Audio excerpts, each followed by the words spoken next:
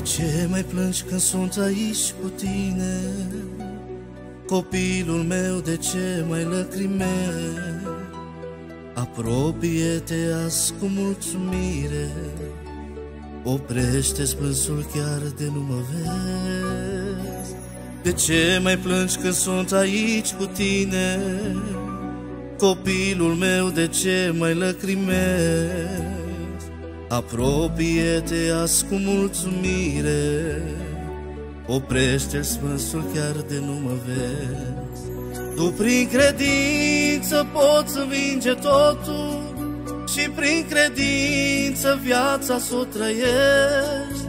Dreptul de a fi copil al celui veșnic, neprihănirea prin ea le primești. Tu prin credință poți învinge totul și prin credință viața s-o trăiești. Dreptul de a fi copil al celui veșnic, neprihănirea prin ea le primești.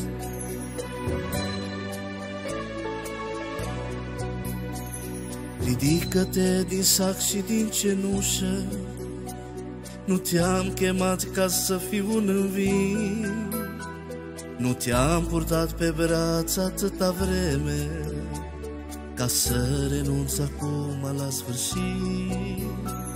Ridică-te din sac și din cenușă, nu te-am chemat ca să fii un înving, nu te-am purtat pe braț atâta vreme ca să renunț acum la sfârșit. Tu prin credință poți învinge totul și prin credință viața s-o trăiești.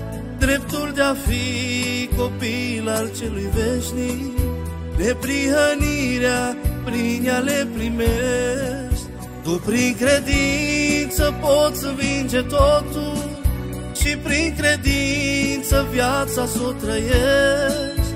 Dreptul de a fi copil al celui veșnic, neprihănirea prin ea le primești.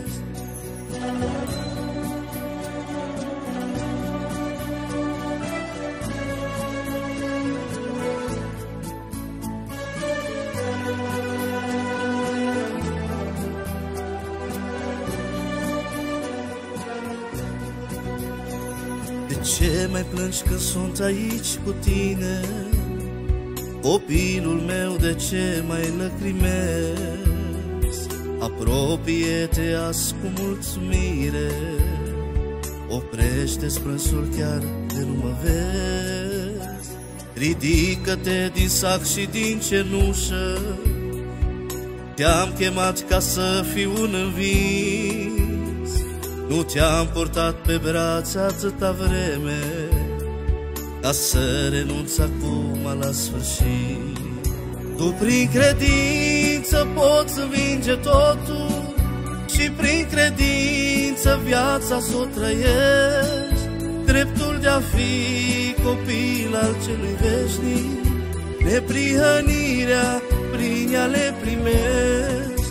Tu prin credință poți învinge totul și prin credință viața s-o trăiești. Dreptul de a fi copil al celui veșnic, neprihănirea prin ea le primești. Tu prin credință poți învinge totul și prin credință viața s-o trăiești. Dreptul de a fi copil al celui veșnic, neprihănirea prin ea le primești.